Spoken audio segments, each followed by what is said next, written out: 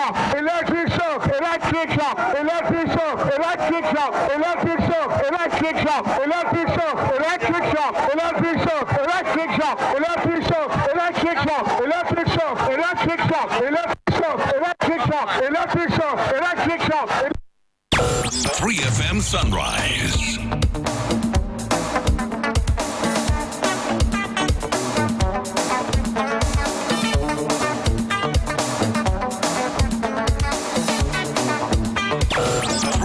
Sunrise. 3FM.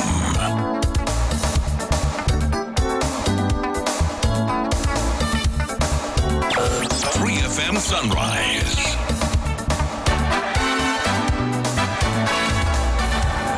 Johnny's Bite. Johnny's Bite on Sunrise. Johnny's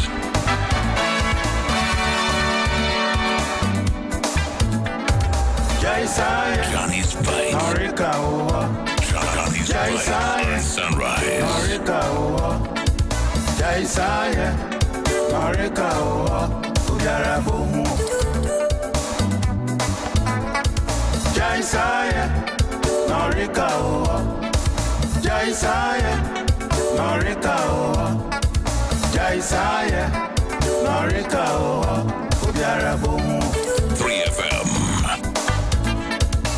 Me yankunyo me pia wasem tina me pa onyankun. Me yankunyo me pia wasem tina me pa onyankun. Me proud that premier did man proud that but you mukun me mo.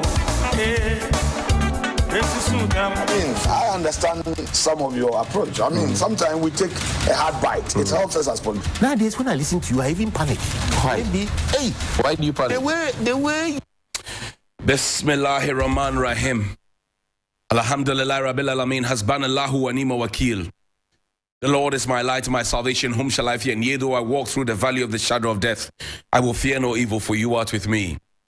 Thy rod and thy staff, they comfort me. Thou prepares a table before me in the presence of my enemies. You anoint my head with oil.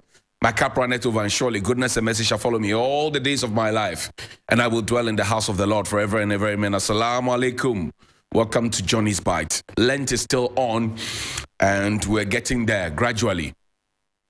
This morning, I've come to talk to you about two things. But first, we'll talk about something that we saw around the Dakuman area behind the Cable and Wireless Park, right? In Dakuman, here in Accra.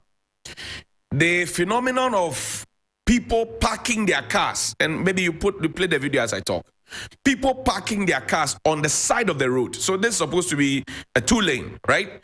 Now, all through from the Dakuman, this is the Bibiman school, all the way to the main Dakuman road. People have parked their cars. Some have turned it. This bus, for example, is they're loading. It's become a station. The people there, they are loading their stuff onto the bus to travel. And all along the road, people either have permanently parked their cars, fitting shops have taken people's cars and have parked it there. And it's consistent all through, from the main junction all the way through. And I keep asking myself, why are we doing this? Is there no local assembly that Ablekuma North Municipal Assembly? Is there no local assembly? I thought that the reason that we had created the new assemblies was to ensure that the governance, local governance, is brought down to the people. And some of these issues, look at it. The places where you don't have the cars parked, you actually have a smooth ride. But there's a certain sense of entitlement that's there. That's there. Start the video again. Let's see it. I mean, and it's all through. All through. So I kept asking myself, what's going on? Look at it. All these cars. All of these cars just parked there. All of these cars parked there permanently. So they have taken one half of the road, and the cars have to share the other half. Two cars have to share the other half of the road. Why? We are not even done talking about Aboboya riding on our streets without front and rear lights. We have not finished talking about non-functional traffic lights and street lights. We have not finished talking about potholes. Now we are compounding the problem with people parking on the side of the road, and that's their permanent car park, day and night. Dakuman here in Accra, day and night. There's a local assembly. They walk through that, they see that, they go and take business operation permit and property rate from people. So Ablekuma North Municipal Assembly, good morning to you. I don't want to even start talking about the office that was built at an unapproved place. I'm saying that this one, you must not let it happen. This morning, you should be clearing this area. The space behind the cable and wireless park. There's the space behind it. That space, that link road that connects all the way from the Demod area towards the main Dakuma Road. It has to be cleared. The cars that are parked there, they are actually a nuisance, and they are parked there consistently, to the point where some portion of it has even been turned into, a loading bay. People are traveling. I don't know where they are traveling to. But it's consistent. Look at it. Consistent. Tricycles, everything. Basa, Nyama, Chaka, Koto. Why? In the city of Accra. This is where you want to see the Regional Coordinating Council. This is where you want to see the authorities. This is where you want to see them channel their energies to. This is where you want to see them channel their energies to. Let's go to Parliament. 3 bills are coming at you. And what the bills will necessarily do with that is that they will increase your taxes. It will increase your taxes, and already those within the unions are beginning to talk, because the point is that we are crowding out people. We're looking for money, and when we get the money, we actually don't know what the money is used for, because that's a key question that people are asking. It's painful to pay taxes. It is very painful to pay taxes. But when you pay taxes and you see the taxes working for you, you are happy, you don't complain. In our case, we pay the taxes and then we actually don't see the taxes working for us. Take me back to Dr. Bawumia telling us how the government, of which is vice president, launched the manifesto campaign at, the Trade Fair Center in Accra. Told us how they were going to shift the economy from taxation to production. Show me that video. Taxation to production.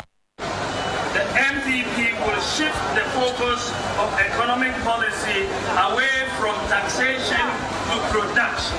So we are going to move away from taxation to production. How have we done? How have we done in our move from taxation to production? It has actually been from taxation to taxation. Taxation to taxation. That's what we are doing. We are not doing taxation to production.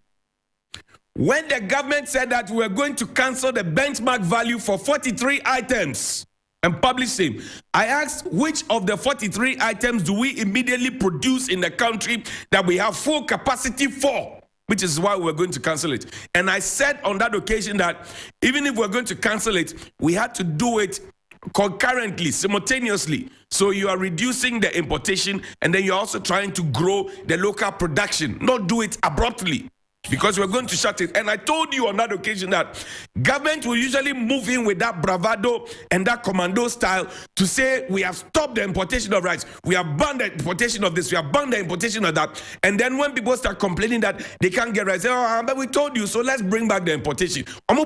They know.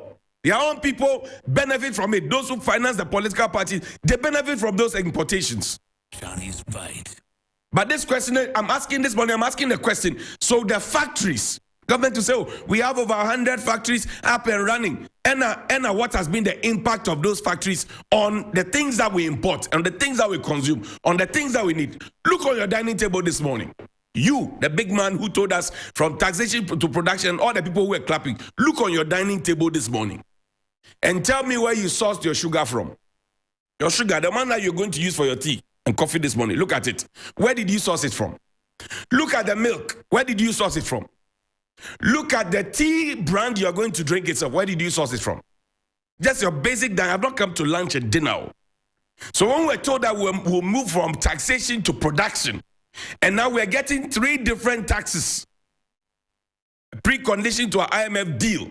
Never mind that we were told that if we don't get the IMF deal by March, the economy will collapse. The IMF has given us a schedule, and we are not even part of the schedule. Now, explanation, I took more explanation into Atwa. We are a proud nation. We will not go to IMF. and anybody who takes us to IMF is a failure. Now we are not even meeting the criteria to fail. Because when you go to IMF, it means you have failed, as the government and its functionaries themselves told us. Now the IMF conditions for us to even get the IMF deal, we are not even meeting them. We are now begging China and other countries to help us. So even the criteria to fail, we are not meeting the criteria. Johnny's Bite. Maswa krasi, Jack krasi, Enumda krasi, minim krasi, Ajana 1, Ajana 2. Johnny's Bite. Now, here is a white senator speaking about what taxes do to the people. Listen carefully. Listen to him. But it won't help. It'll just formalize the reality that poor countries can never repay their loans. Senator, are you saying that you're opposed to debt relief for impoverished countries? No, we should forgive the debts, but that's not going to help those countries very much. Okay. What will? Tax cuts.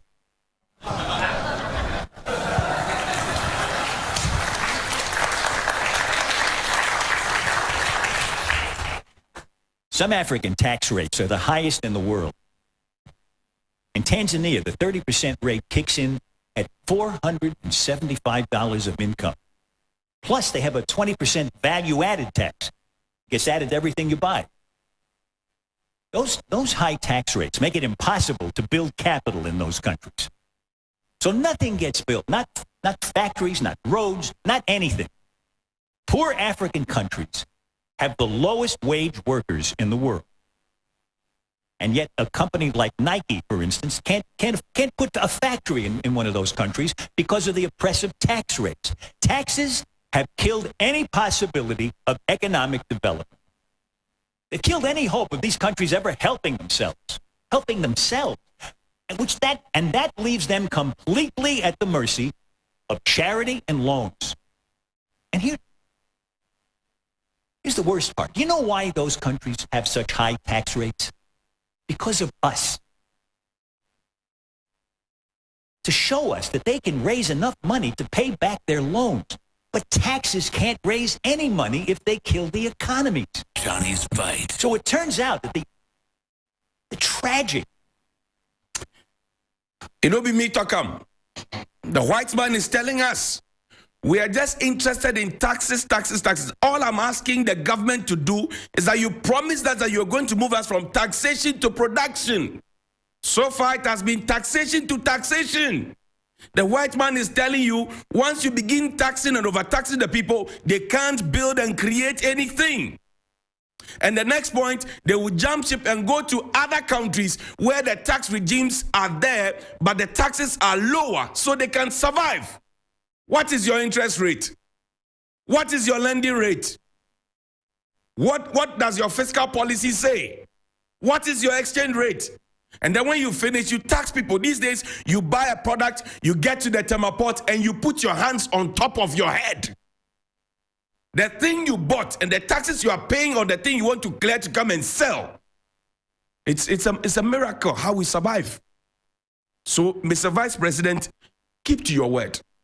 For once, from taxation to production, come and show us your scorecard. Good morning. Papa, you know Papa. Figuratively, he bites as hard as he can. Okay. And of course, when he puts his fangs into you, you certainly feel it. I think it pretty. Watch Johnny's Bite.